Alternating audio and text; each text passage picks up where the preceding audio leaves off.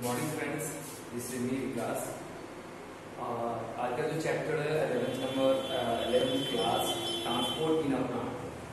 मतलब पहले से ही आप लोग जैसे कि पढ़ के आए होंगे कि प्लांट में जो ट्रांसपोर्ट होता है जैसे कि फूड का, वाटर का, मिनरल्स का, ये सब जो चीज़ का वो होता है सब जो सेल रहता है जिसको हम लोग वास्कुलर टिश्यू सिस्टम कहते हैं उसके द्वारा।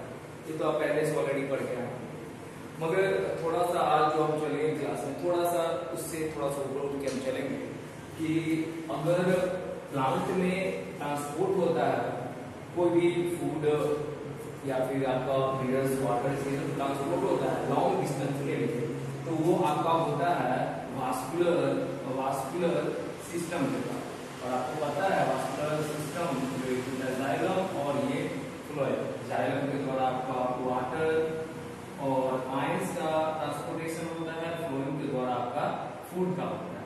ये ऑलरेडी आप लोग 10th क्लास में पढ़ के आ चुके होंगे। अब मगर जो कभी लॉन्ग डिस्टेंस के लिए जो होता है आपका वास्कुलर सिस्टम के थ्रू होता है, मतलब फूड आयंस, मगर शॉर्टर डिस्टेंस के लिए जिसके थ्रू वो ट्रांसपोर्ट होता है उसको हम लोग कहते हैं डिफ्यूजन। इसको हम लोग कहते हैं डिफ्यूजन। इसको थोड़ा सा याद रख लीजिएगा, आपको ये बेटर होगा। यहाँ समझा देते हैं। आज का पहला कॉन्सेप्ट क्या है कि अगर प्लांट में शॉर्टर डिस्टेंस के लिए अगर कोई भी फूड, आयंस, वाटर ये सब अगर ट्रांसपोर्ट हो रहा है तो किसके मदद से हो रहा है? With the help of diffusion. वही लॉन्गर डिस्टेंस के लिए होगा तो हम लोग जानेंगे कि वास्कुलर सिस्टम के द्वारा होता है। अब सबसे पहला कॉन्सेप्ट यहाँ तक गया कि फर्स्ट आपका कॉन्सेप्ट ये था कि डिफ्यूजन जो होता है शॉर्टर डिस्टेंस के लिए फूड आयंस को ट्रांसपोर्ट करेगा, या लॉन्गर के लिए 110% शॉर्टर के लिए करेगा, मगर वही लॉन्गर के लिए बात करेंगे तो वास्कुलर करेगा। अब नेक्स्ट पॉइंट हम चलेंगे डिफ्यूजन किसे कहते हैं, डिफ्यूजन होता क्या है, फिर हम चलेंगे फैसिलिटेटेड डिफ्यूजन पे, फिर चलेंगे एक्टिव पे। इधर क्लियर करें तो डिफ्यूजन कहते किसे, जब हायर कंसंट्रेशन से लोअर कंसंट्रेशन की तरफ कोई आयन जब मूव करता है उसे हम लोग कहते हैं डिफ्यूजन। तो डिफ्यूजन का सिंपल सा तरीका है कि आप छत पे खड़े हो और छत पे खड़े होके कोई पानी जब गिराओगे तो ऊपर की तरफ तो नहीं जाएगा 100%, वो नीचे की तरफ जाएगा। तो सेम वही कॉन्सेप्ट रख लेना है कि जब कोई आयंस का ट्रांसपोर्ट होता है हायर कंसंट्रेशन से लोअर कंसंट्रेशन की तरफ, मतलब कि जहाँ पे ज्यादा मात्रा होगा, मतलब यहाँ पे समझिए इस फिगर को हम आपको बताने की कोशिश कर रहे हैं कि कहीं पे ज्यादा हायर कंसंट्रेशन है और वो नीचे की तरफ जा रहा है, मतलब हायर कंसंट्रेशन से लोअर कंसंट्रेशन की तरफ जाता है, जब वो फूड या आयंस जब मूव करेगा उसको हम लोग डिफ्यूजन कहेंगे। अब आप ही बताओ कि अगर आप तो छत पे हो और पीछे से कोई आए और जबरदस्त धक्का दे दिया, आप नीचे गिर गए, तो क्या उसमें आपका एनर्जी लगा? नहीं लगा। आपको कोई धक्का दे दिया, आराम से नीचे चले गए, मतलब एनर्जी का रिक्वायरमेंट नहीं होता है। सेम वही कहानी होता है। फिर सेकंड कॉन्सेप्ट यही रख लीजिएगा कि पहला तो ये था कि ऊपर से नीचे की तरफ आया तो मतलब कि हायर कंसंट्रेशन से लोअर कंसंट्रेशन की तरफ गया। दूसरा सेम कॉन्सेप्ट रख लीजिएगा कि इसमें कोई एनर्जी का रिक्वायरमेंट नहीं होता है, मतलब यहाँ पे मैंने जस्ट इसको कट कर दिया, इसको बताना चाहा जस्ट बायो को भी आप एक मैथ की तरह समझो, ग्राफिकल समझो, आपके लिए बेटर होगा कि हायर कंसंट्रेशन से लोअर कंसंट्रेशन की तरफ गया और वहाँ पे कोई एनर्जी का रिक्वायरमेंट नहीं हुआ। अब हम चलेंगे नेक्स्ट पॉइंट कि यह स्लोएस्ट होता है, मतलब फास्ट नहीं होता है, स्लो स्टेट होता है। ठीक है, मतलब ऐसे बस समझो ना कि आप पूछोगे सर क्यों होता है, तो कुछ लॉजिक बताओ। तो लॉजिक के साथ याद रखो कि आप मान लो छत पे हो और बार बार आप सोच रहे हो हमको गिरना है, ठीक है, और मतलब आप एनर्जी नहीं लगा रहे, सोच रहे हो डायरेक्ट हम नीचे चले जाए, तो कोई बंदा आएगा, उसका मन होगा, धक्का देगा तो जाके नीचे गिरेगा, वही बात है। तो मतलब कि स्लो स्टेप होता है। अगर वही आपका मन होता, जब मन होगा आप सीढ़ी से जाओगे नीचे, फिर ऊपर आ जाओगे, फिर जाओगे, फिर नीचे जाओगे, फिर ऊपर आ जाओगे। मगर आप किसी पे डिपेंड होते हैं, कोई हमें धक्का देगा, नीचे गिराएगा, फिर हम ऊपर आएंगे, फिर वो धक्का देगा, फिर नीचे गिरेंगे हम, तो मतलब वो स्लो स्टेप हो जाता है। तो आज का डिफ्यूजन का 3 बड़ा कॉन्सेप्ट था। एक अगर पूछा जाए तो कि डिफ्यूजन में आयंस सब जो होता है उसका मोमेंट जो होता है वो हायर कंसंट्रेशन से लोअर कंसंट्रेशन की तरफ जाता है। दूसरा, एनर्जी का कोई रिक्वायरमेंट नहीं होता है, मतलब एटीपी कोई खर्च नहीं होता है। तीसरा पॉइंट मैंने आपको बताया कि ये स्लो होता है या फास्ट होता है, तो भाई मेरे एकदम स्लो होता है, कोई बड़ी बात नहीं है, ये स्लो स्टेप होता है। और अब फैक्टर कौन सा डिपेंड करेगा, कौन से फैक्टर पे डिपेंड करता है। तो फैक्टर जो होता है सॉलिबिलिटी पे डिपेंड करता है। पहला आप याद रखिए, सॉलिबिलिटी पे डिपेंड करेगा, मतलब ऐसे समझिएगा कि सॉलिबिलिटी को आप ऐसा समझिएगा कि जितना ज्यादा टाइटली पैक होगा उतना जल्दी यहाँ से वहां जाए। मेरा अपना अलग फंडा आपको समझाने का, एक सॉलिबिलिटी पे करेगा, प्रेशर पे करेगा, किस पे कर सकता है, प्रेशर पे करेगा, नेक्स्ट हो गया आपका टेम्परेचर पे करेगा। तो दो तीन सा चीज है कि फैक्टर किस पे डिपेंड करता है, मतलब ये डिफ्यूजन का कौन फैक्टर है जिसपे डिफ्यूजन डिपेंड करता है, सॉलिबिलिटी है, टेम्परेचर है, and the last one is that also called pressure पे डिपेंड करेगा। इतना आपको समझ में आ गया। अब नेक्स्ट जो कॉन्सेप्ट है वो आपका आता है फैसिलिटेटेड डिफ्यूजन। नेक्स्ट जो कॉन्सेप्ट है वो आता है फैसिलिटेटेड डिफ्यूजन। फैसिलिटेटेड डिफ्यूजन बड़ा इजी है, अगर आप समझोगे तो पहला सेम वही कॉन्सेप्ट है, डिफ्यूजन के टाइप का, लेकिन उससे बहुत ज्यादा अंतर है। तो बोलेगे सर ये ऐसा कैसे हो गया, मतलब शुरुआती सेम नहीं है, लेकिन जब आप रिजल्ट देखते हो तो बिल्कुल सेम हो जाता है। ज्यादा कंफ्यूज मत हो, बिना टाइम वेस्ट किए हम आपको समझाते हैं। मतलब मान लो ये कोई सेल है, मतलब ये कोई सेल है और सेल के अंदर यहाँ पे आयंस है, सेल के अंदर यहाँ पे आयंस है, वो चाहता तो है, ये चाहता तो है बाहर जाना, मतलब सेल से बाहर की तरफ जाना, मगर वो सेल बाहर नहीं जा पाता। क्यों नहीं जा पाता? क्योंकि यहाँ पे सॉलिबिलिटी जो है वहां पे कम है।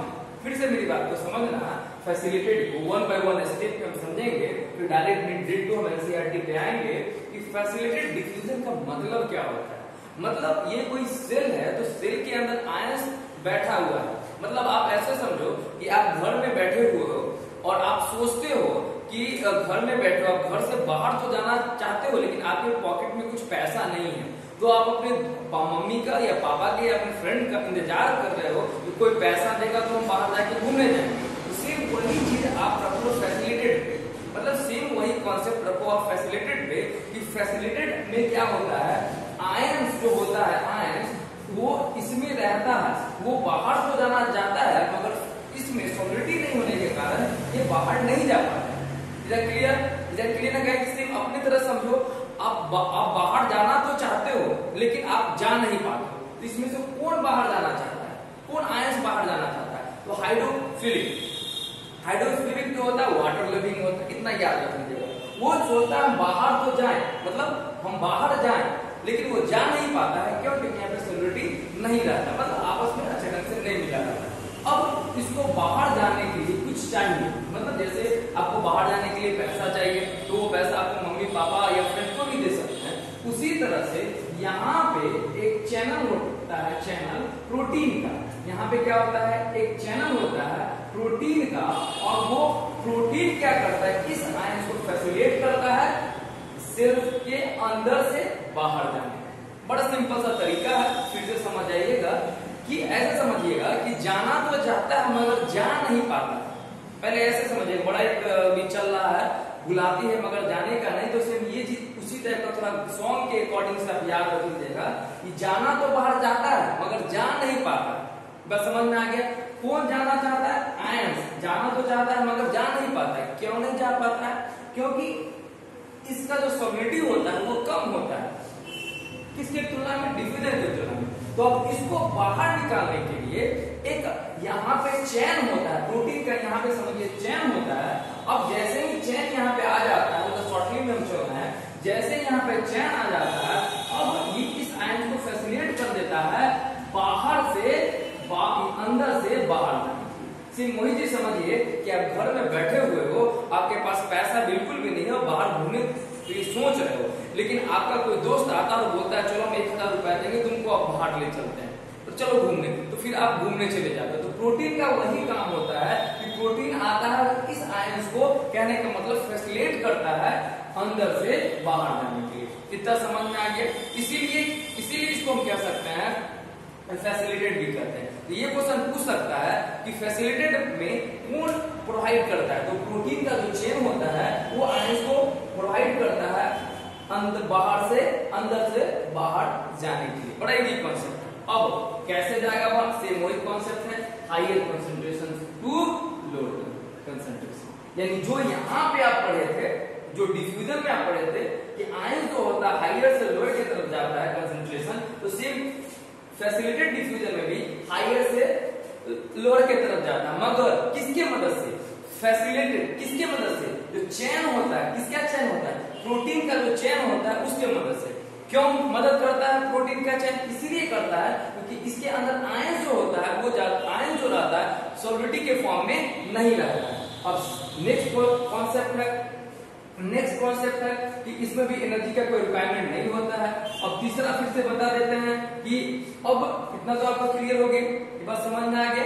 फिर से बराबर समझा देते हैं, अगर आपको थोड़ा सा तकलीफ हो तो उसके बाद हम चलेंगे फैसिलिटेट कहाँ होता है नहीं होता है। फिर से समझिएगा, फैसिलिटेट में जो होता है कि आयंस जो होता है ये जो होता है ये बाहर नहीं जा पाता है। क्यों नहीं जा पाता है? क्योंकि सॉलिडिटी इसमें ज्यादा प्रोवाइड नहीं होता है, कंडीशन नहीं होता है। तो प्रोटीन का जो चेन होता है वो बाहर इसको फेंकने में मदद करता है, मतलब यहाँ पे इसको बाहर फेंकने में मदद करता है। कहाँ से कहाँ? हायर से नीचे की तरफ। इतना समझ में आ गया? एनर्जी का रिक्वायरमेंट नहीं हुआ, मतलब बढ़ाया कौन? प्रोटीन बढ़ाया। तो ये क्वेश्चन पूछ सकता है कि डिफ्यूजन मतलब डिफ्यूजन में फैसिलिटेट में या इस और पार्ट है एक्टिव में प्रोटीन किसमें प्रोवाइड होता है? प्रोटीन का चेन किसमें प्रोवाइड होता है? तो सिंपल सा तरीका है भाई, फैसिलिटेट। इतना समझ में आ गया? अब यहाँ पे कुछ और एग्जांपल हम बता देते हैं, जैसे कि ये किस किस में पाया जाएगा? माइटोकॉन्ड्रिया आप सुनते होइएगा, माइटोकॉन्ड्रिया कुछ जो बैक्टीरिया है या फिर सेल मेम्ब्रेन है, उस सब के जो वहां पे सेल मेम्ब्रेन होते हैं उसके ऊपर पाया जाता है। मतलब माइटोकॉन्ड्रिया बैक्टीरिया के ऊपर में ये सब पाया जाता है। इतना थोड़ा सा याद रख लीजिएगा कि फैसिलिटेट जो होता है ये कहाँ पे पाया जाता है? फैसिलिटेट जो होता है, ये फैसिलिटेट का जो सेम टाइप का जो ये आप कॉन्सेप्ट रख रहे हो, किस ऑर्गेनिज्म में पाया जाता है? तो ये जो होता है ये पाया जाता है माइटोकॉन्ड्रिया बैक्टीरिया में। तो हम डायरेक्ट बता दिए पाया जाता है। कैसे पाया जाता है? इसको ऐसे समझिएगा बड़ा इजी वे से कि ये समझिए यहाँ पे ऐसे ये प्रोटीन, ये आपका बैक्टीरिया है, ठीक, और यहाँ पे छोटा छोटा वो पोर होता है, छोटा छोटा पोर होता है, ठीक, जिसको हम लोग छोटा छोटा यहाँ पे पोर होता है। तो इस वीडियो में आपका इतना ही रहेगा। फिर नेक्स्ट वीडियो हम आएंगे और फिर हम एक्टिव पे चलेंगे। क्या क्लियर गाइस? नेक्स्ट वीडियो के लिए वेट कीजिए।